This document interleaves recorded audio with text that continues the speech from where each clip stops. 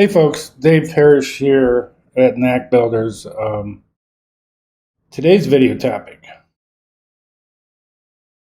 5 great features of Knack. Now there's all kinds of features: forms, tables, detailed views. All those are sort of straightforward. I'm gearing this a little bit more for a newer user who can see beyond the basics and see what some of these features can really super drive your apps. Just quickly, here's what I'm going to go over. Page rules. These are awesome. Record rules. Also awesome. In fact, I'll just stop saying awesome because they all are. Tasks, conditional fields, and display rules. I'm going to go over each one of these briefly. I might even have some other videos on one or the others of these. And maybe do a use case or two for each of them. That'll be it. But I'll be back in a moment. Thanks.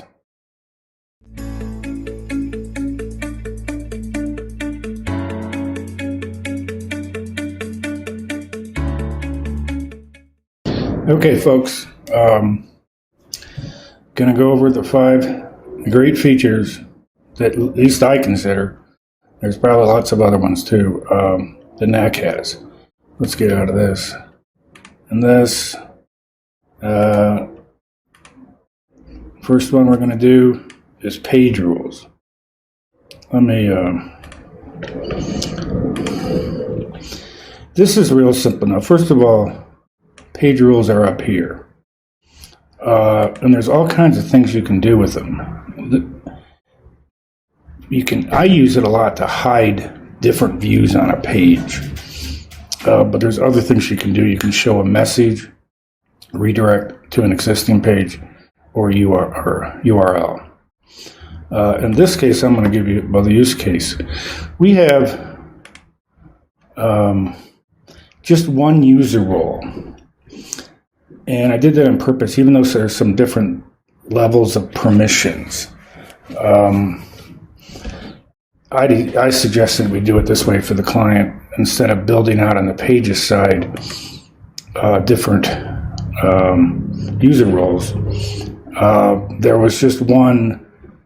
Here's what we did. For each user, they have to answer a question about that user. Is their access to the app full or limited? And basically there's just a few things, admin type functions that they don't want the limited people to do or to be able to access. So in this case, we just made a page rule that says, hey, if the staff access is limited, hide, and in this case we hid this rule. Let's see what it's titled. It's called admin functions. So anytime someone who doesn't have full access, they're not going to see this stuff. And that will go further. There's some places in here where they don't want the limited access user to edit stuff.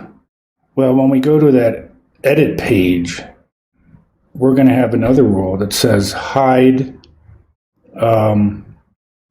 If it's limited, hide that form to edit. And then we'll put a second one that says, hey, if the staff access is limited, in that case, I'm going to show a message that says, don't have permission to see this page, or something like that.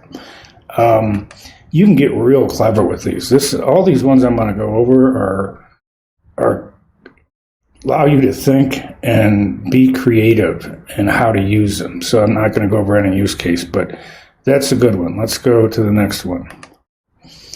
Record rules. These are real powerful.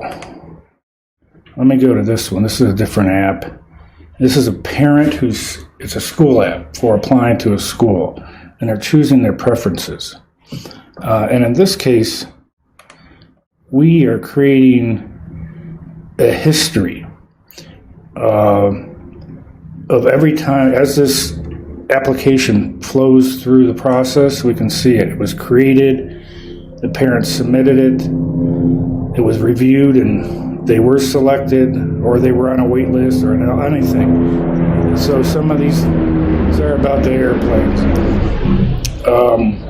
Some of these the parents do, and it captures a record of when it was done, who did it, the date, whatever, and what the status was. Some are the school processors. So when they look at that application, they can see a complete history of what happened to it. Back to this side, to give you an example, they're picking their preferences of schools, and this is when it's created. So there's a number of things that go on with these record rolls. First of all, we're telling it which school year it is. We have that hard-coded in, because there's other school years. There's a place they can sign up for summer, and in that case it says summer. It's also saying these schools are funded in different ways, so there can be a type, different types. Well, what this is looking at is saying, hey, for your preference 1, it's going to that school, there's a separate table, and it's grabbing in the values of the type and how it's funded. So that's native to the application that's being created. And inserting the parent natively into that record too, because it helps on a whole number of ways. It allows one thing, the application, when things are done to it, for an email to go out to the parent. Even though it would have been connected to the parent, in that case we want it native in there so we can grab the email. But down about that history we're doing, okay, this is inserting a new, you can see different options of stuff you have. But this, when they click it, it inserts a new record in the history table.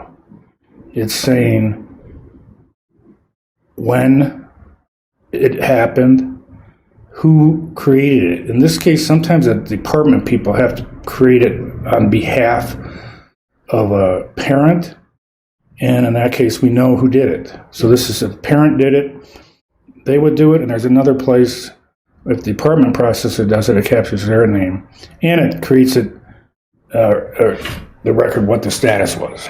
So all this is captured automatically. This one, again, you can get really creative with it, but it helps in a whole number of ways. Let's go to another one. Tasks. These are really powerful. I'm going to go to the same app. I'm going to look at applications. We got a bunch of tasks in this one, but they can be used in a number of different ways. In this particular one, I'm just going to go through some of these. These were created by the client. The client knows enough about the app to do things, but a bunch of these, you can see they're paused. They're one-off emails based on some condition. So let's go to one of them. So it's a task can be, you name it, you set it when you want it to run, and the date and time, and then you go to an action. And in this case, there are certain criteria you can set. So you have to have a whole group of records. And maybe, I don't know if it applies to this one, but you want to know all parents that are still, or all applications that are still in the process, but maybe have not captured, the parents have not uploaded some piece of information. Well, you can set a criteria that just selects all those folks. And in this case, it is sending an email to all those. So it's sort of like, in this case, a bulk email thing. And it works well. But this task can do a number of things. You can update records, update connected records. It's really good on the back end for data management. Let's say you're in the middle of the building, you have data in there, and then you realize, I need another connection. And so you put that connection in, but all those, maybe you have 100 some records or hundreds of records that don't have that currently. You just made it, so it's blank. Well, you can create a task that would update that. It could link to another account or a connection or certain values based on criteria and do a batch update. Again, creativity is the key here. This is a really nice one. Let's look at the next one. conditional fields.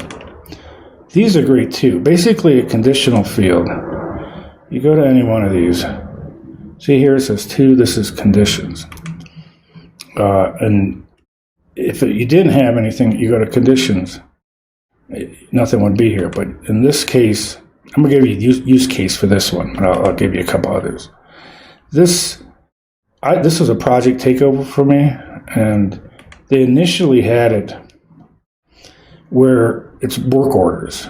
The person creating the work order manually entered the number. I'm not sure why they didn't start off with auto increment. And they also had an existing scheme of numbers, so auto increment can work there, but you got to do some other fields and have jive, and I think they didn't know how to do that, so they just decided to put it in manually, which is a pain. It's prone to error.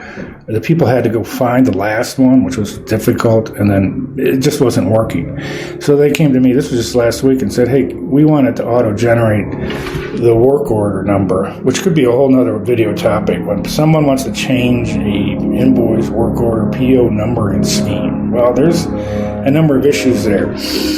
They have to align with what was there before.